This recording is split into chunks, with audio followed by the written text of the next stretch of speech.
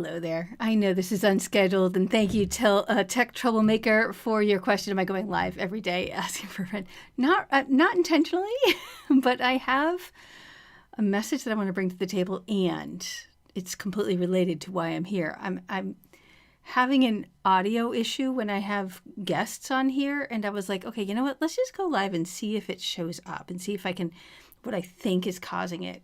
And so I've got my headset in, even though I don't have anybody to listen to, and I'm just trying to figure that out.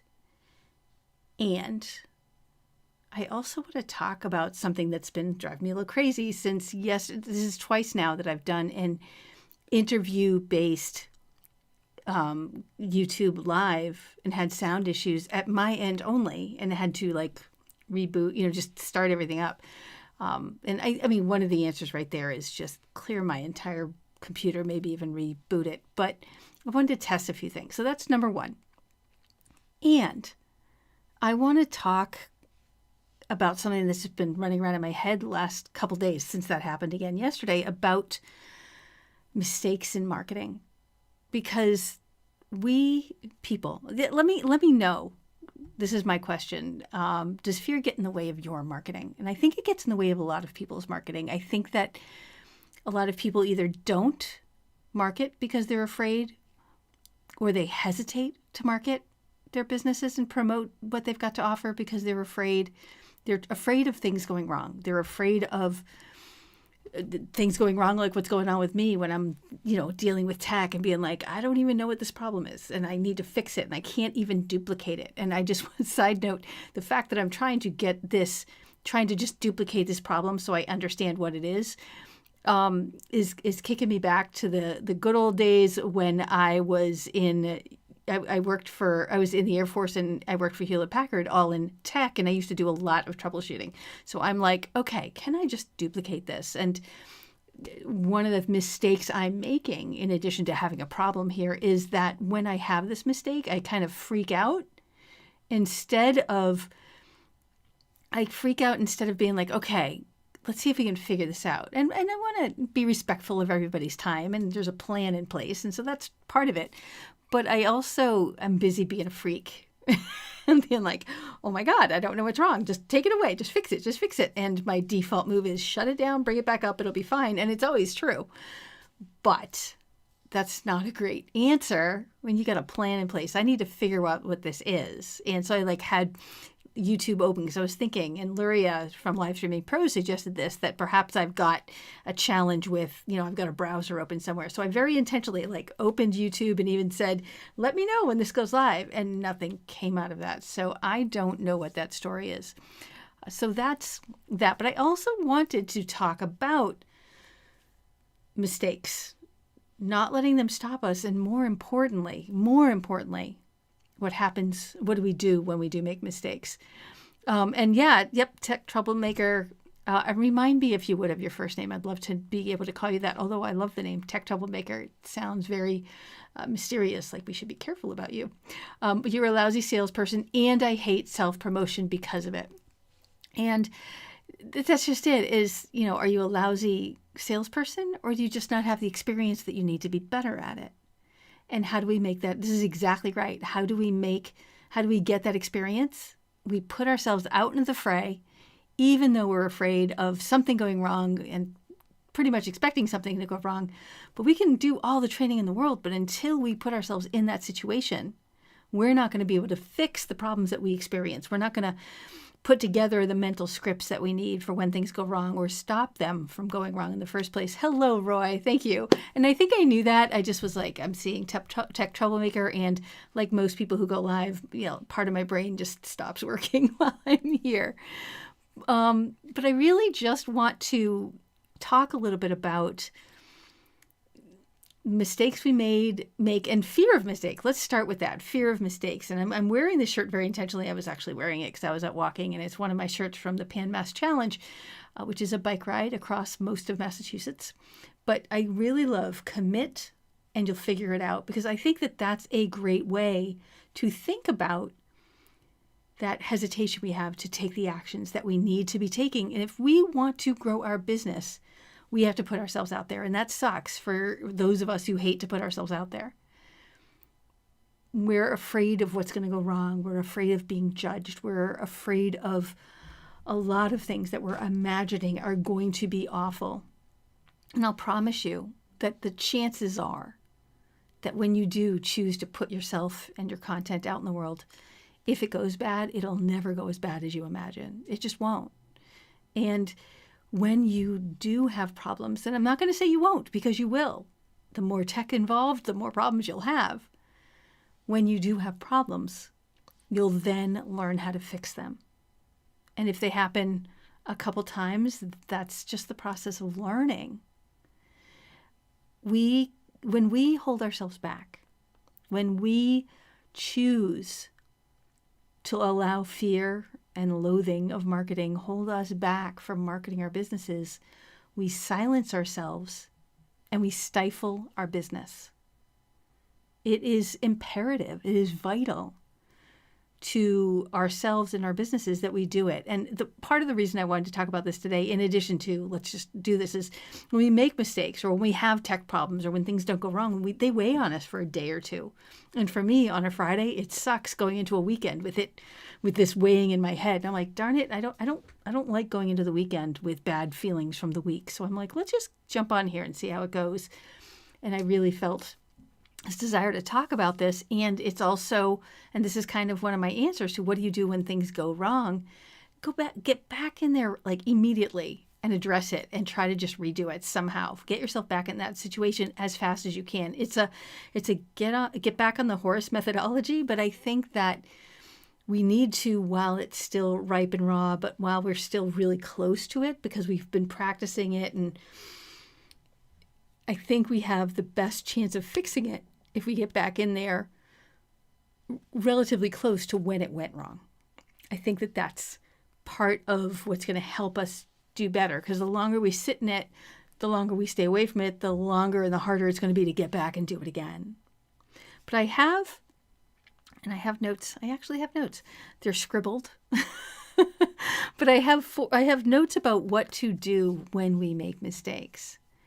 And I'd love to talk about helping you get over your mistakes. That's what I do so I have a marketing membership called the Introverts Marketing Academy. And in there, we do a lot of mindset and tech and strategy. We do all those sorts of things. And it's in that space that we really dig into this stuff. But I do want to talk about what to do when things do go wrong. When you do make mistakes, what should you do with that? And the mistakes that we're talking about are things like I put a spelling mistake in my post and I put it out in the world. Or here, I'm stumbling over my words sometimes. Or I meant to do something and, while I was talking to somebody and I forgot to do it. So some of them can feel that way, but sometimes we just say the wrong thing or the message we have lands wrong and they can feel a little bit bigger. So what should we do when we make mistakes? And the very first thing that we can do, and I think this one trumps all the others, is we can ignore it. Because just because we know we made a mistake does not mean anybody else saw it. Now, this may or may not include spelling mistakes in a post. I'm going to talk about that in a second. But I do want to say that an example, and this is a very big example, is I've been to weddings where I talk to the bride and I'm like, you must be so thrilled. This is a beautiful occasion. And the bride will be like, oh, this didn't happen and this didn't happen and this didn't happen. And as a guest, I have no idea because I wasn't expecting those things. The only person who actually knows what's supposed to happen is you. So if you don't do something or if something goes differently than you planned, doesn't mean it was an actual mistake or bad or that something really horrendous is going to come out of it. You can skip right over it, literally ignore it, because you might be the only one that knows about it. And that's something that I think covers most of the mistakes that we experience. Roy says, I'm going to try really hard to remember your name, Roy, by using it. I don't have a product yet. Mentally, I'm ramping up to that. I have a site finally. Yay! I have a newsletter. Yay! Baby steps, but my day job takes a lot of my time. And that's exactly right. Baby steps, one step after another. And it is all those small steps. that will grow into the big accomplishment that you're aiming for, the big steps, right? And if you think about it, not long ago, you were like, oh, I just need to build a site. Oh, I need a newsletter. Well, here you are. You've got those things, right? So that journey is awesome. And that journey is not going to be perfect. You're going to make mistakes, right? I do it, I don't want to say all the time, but I do it where I'll send an email out and the link is wrong. And so I can't really ignore that because I want them to click on the link. So I just send a message out and acknowledge. So the first one was just ignore. And now I'm just saying you can also acknowledge it. You can acknowledge that you made a mistake and here's the fix, right? When it's very clear that it was a mistake. It's not, the link isn't taking them to the right place, or gosh, you said somebody's name wrong. There's all sorts of possibilities in there, and they're not death blows. And part of the problem when it comes to making mistakes in our marketing is whether we anticipate them or just have them happen, like the tech problems I had yesterday. They feel like death blows. They feel like, oh my God, I'm never going to succeed. I'm so embarrassed. Nobody's going to buy anything from me ever. And there's nothing that's so far from the truth as that. It is so far from the truth because we're being real. And people are going to, actually feel more connected to us when we make mistakes. Hey, Cheryl, thanks for stopping by. So when we make a mistake and other people see it and we need to do something about it, we need to just do something about it. And I think it's important that we not make a big deal out of it, that we just say, oop, sorry, and when it comes to something like email marketing, and I bring this up especially because Roy has a newsletter, if you send an email out and it's got the wrong link, and then you send another one out that says, oops, wrong link, there's a marketing strategy in that. You're really making sure that they see you, and you're creating a little bit of curiosity. Somebody's like, ooh, wrong link. What are you doing over here? What's going on? So, and I've seen some people do it where they've done it like strategically as a marketing strategy. I wouldn't recommend that, but it isn't all like completely falling apart because you made a mistake like that, right? There are very few mistakes that are, I don't know that there are any mistakes that are really going to be a death knell, right? We could get into that. I feel like I want to say something like, if there's a belief system you have that doesn't work for the people that you're selling to, there's a problem there, but that's not a mistake. That's a misalignment of belief systems. So, I think that's it, is acknowledging it and fixing it, right? In that case, so I was saying you need to ignore it if you can. You can acknowledge it. Oop, that was a mistake, and fix it. But I want to go back. I kind of put it to the side for a second. What if you do a spelling error in a social media post? That can actually drive engagement. It's actually not necessarily wrong. And, years ago, I try really, really hard not to do spelling mistakes just in general because, I don't want to say I'm a grammar Nazi, but I definitely notice grammar. I'm an editor at heart, I think is what I want to say. And at the same time, so I remember putting a post out and having there be a spelling mistake, and I was so embarrassed, and I took it down. And honestly, some people aren't going to notice because not everybody cares. And the people who do notice might say, hey, you made this mistake, and now I've got a conversation going with them. That's not a bad thing. Mistakes turning into wins, mistakes turning into engagement, is not a bad thing. And in that realm, yesterday's mistake for me was like, okay, I guess I'm going live again, so it's driving me to do more. And now I need to find somebody. Cheryl, I might have you go live with me sometime just to be like, okay, let's test this and see if it works. And the last thing I just want to say about mistakes before I let you all go is, more than anything, we have to learn from them, and not just learn how to do it. Yes, do that. Like, Roy was talking about sales, and I think we all struggle with sales, especially if we don't come from a sales background, but yet we have this thing we have to sell.